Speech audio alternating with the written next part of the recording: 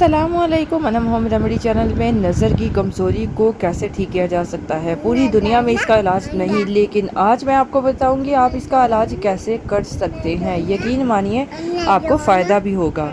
अभी तक अपनी ऐनक को उतारने के लिए जितने भी इलाज कर चुके हैं ना, चाहे बच्चा हो बड़ा हो, इस इलाज को करिए। इसके लिए आपको खालिस छोटी मक्खी का शहद चाहिए। खालिस शहद शर्त है, फिर देखिएगा कमालात के रिजल्ट।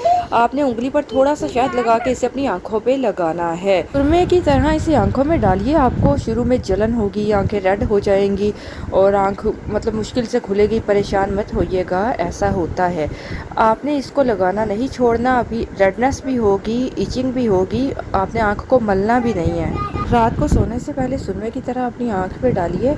जब तक इचिंग ख़त्म ना हो जाए इतने दिन आपने लगाना है। शुरू में मसला होगा, रोज़ लगाइएगा तो इंशाल्लाह आहिस्ता आहिस्ता आपकी आंखों की जलन ठीक हो जाएगी। समझिएगा आपकी आंखें इन्हेंस होना शुरू हो गई, आई साइट इन्हेंस होना शुरू हो गई है। इसके साथ साथ अपने नाफ में खालिस देसी घी आपने लगाना है, ये भी शर्त है।